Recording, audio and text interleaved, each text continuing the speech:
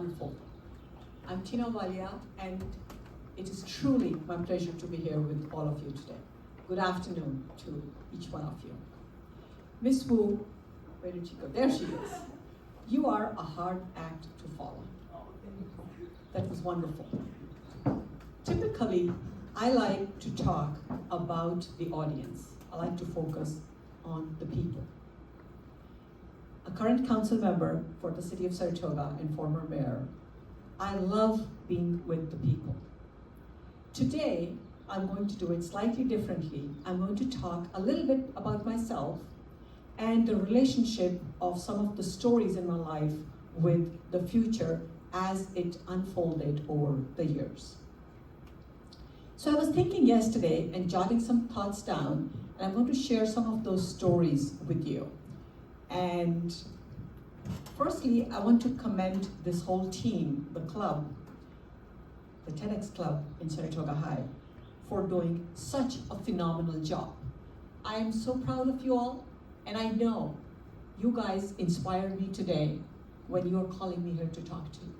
It's a two-way communication. I want all of you to remember that. So, when we say you are the future, what does the word future mean? Future is a time that is yet to come. We really don't know. So what's the nature of this future? It's dynamic. It's going to be changing. It's going to be something unknown. It'll present unknown opportunities, like Ms. Wu mentioned earlier. At the same time, it's also present unknown challenges. And it's what you do with those unknown challenges as well as the opportunities. The dynamic nature of future is what makes it exciting and a journey worth exploring. When I was in school, I certainly had no idea and no plan to be in public service, but that's where I am today. So I want to share some moments that led me from my childhood time to where I am today. One of the deepest memories from my childhood is of being a 6-year-old girl in India. At that time, there was a wedding happening, and the first woman Prime Minister of India, Mrs. Indira Gandhi, was to come to the wedding. So of course, all the kids were excited. The Prime Minister of India is the equivalent of the President of the US. So just imagine the US President is coming, and the kids are super excited. We all spent days planning, rehearsing, asking our parents' help. How can I walk up to the Prime Minister, greet her, and talk to her?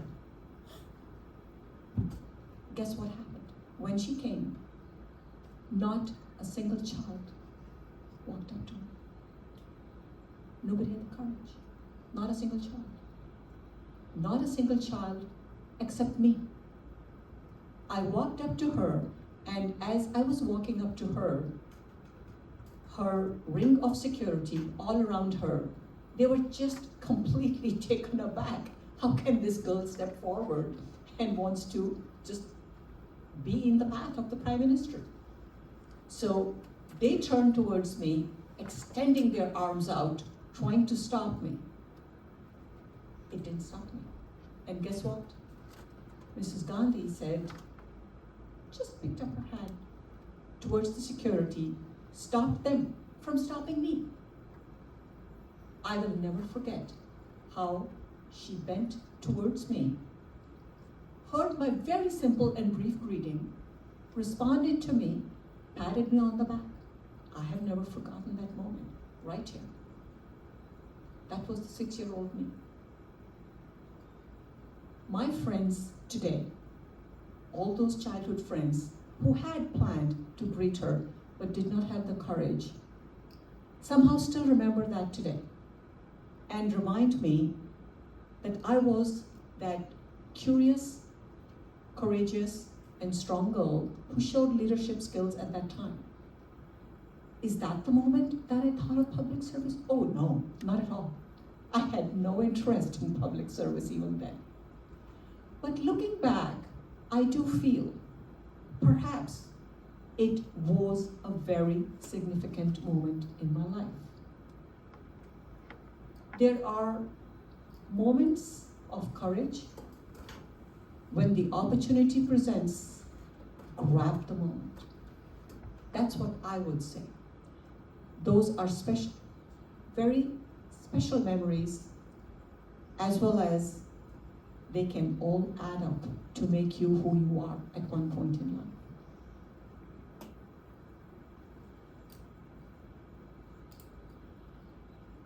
I was thinking about it yesterday, so how do I share that with you? Well, parallels in life come from all kinds of moments. And it's how you embrace the opportunities and the changes that present in life that make your life journey super exciting, as well as something that is very unique to you. Was I the girl who embraced those opportunities? Did I start that change in my family? No. I call it my blessing, coming from a family where I believe the moment of change, the embracing of challenges, embracing of change started with my maternal grandmother. At a time in India when women were not literate, my grandmother was unhappy that she was unable to continue her education beyond the 9th grade. But that didn't stop her. Guess what she did?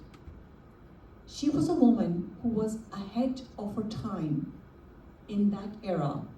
As a woman, she continuously broke the norms of society in a good way, embraced change, made sure all her 6 daughters had college degrees. And just for context, the eldest daughter was born a century ago. My mother, the youngest of the girls, the 6th girl, was one of the few of those sisters who got master's degrees and were college professors before they were married. My grandmother had the full support of my grandfather. And when my mother was to get married, I think it is no surprise that she ended up marrying an engineer, a civil engineer. My father, at a time when most men did not study to get engineering degrees in India, he went and studied engineering. So where do I fit into that change, the change that is happening from generation to generation? For me, the family influence of change continued when it was time for me, pretty much at the time where you are today in your life. What do I do? What do I study? So I continued that journey of change and was a girl in STEM when that was not very common. I took upon the challenge of a 5-year program, a technical program in architecture, which included technology, science, engineering, as well as art and design. You know what Ms. Wu talked about? The painting? I'm a watercolorist. It's the blank canvas of life that defines our future, each person's future. And it is so exciting to be able to plan that future. And sometimes you just need to step out of the way of that painting. Let the water, let the color, let the reds, let the yellows mix and do something that they are going to do uniquely beyond what you have planned. So back to my studying architecture, this was at a time when most girls chose a 3-year undergraduate degree. But I loved the challenge and I enjoyed it thoroughly. graduation requirement was a semester's work as an intern in an architect's office. And a unique opportunity presented itself to me. My father, a role model in various ways, he lived a life of integrity, fairness, and compassion for people, happened to be posted on one of his assignments for the World Bank in Philippines. I just grabbed the opportunity. I decided I'm going to go to Southeast Asia to do my internship. Now in those days, architecture standards and practices varied a lot from one country to another. But I grabbed the opportunity. And looking back, I do feel it may have been the moment of change for me, or perhaps it just is in my genes.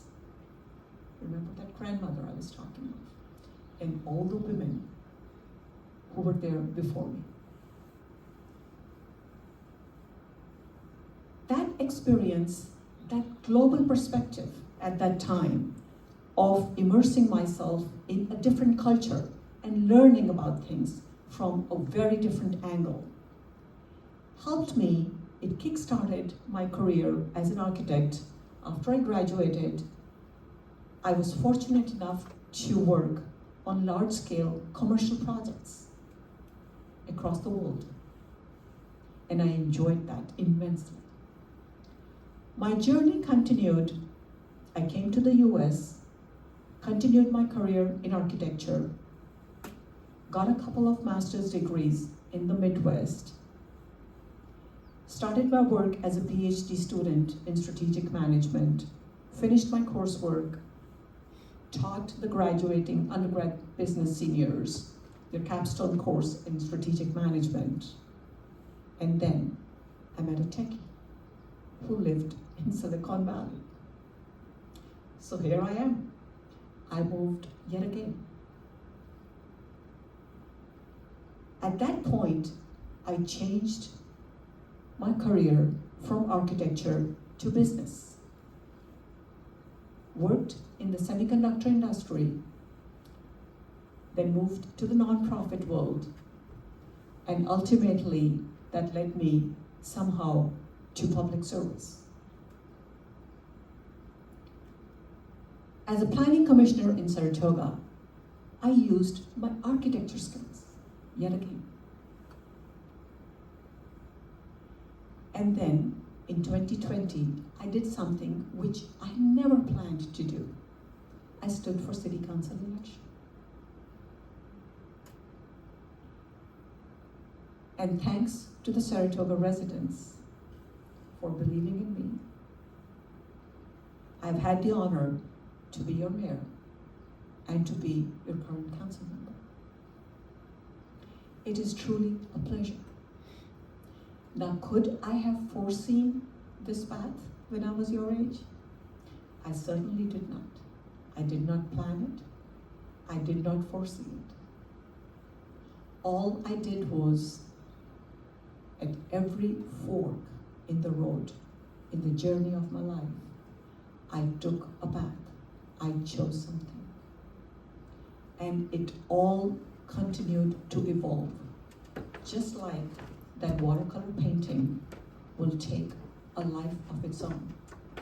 Often my paintings come out much better when I let them happen. And sometimes all it needs is for me just to step out of its way. Let the brush strokes, let the colors, let the water form something which is unique.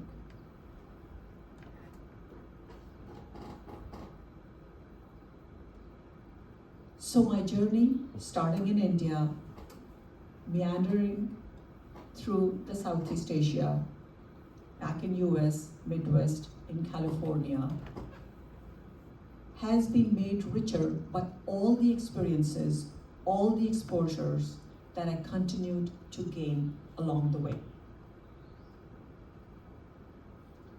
It's how you will navigate this dynamic and constantly changing process that makes it unique and is the most rewarding in life.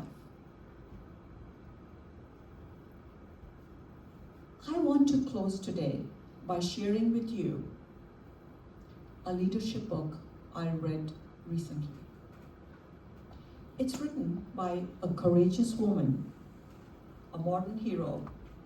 Her name is Colonel Kim Reed Campbell. And the book is called Flying in the Face of Fear, A Fighter Pilot's Lessons on Leading with Courage. Hers is an amazing and inspiring story of a girl who grew up right here in San Jose and dreamt of becoming an Air Force fighter pilot when women were not allowed to do so.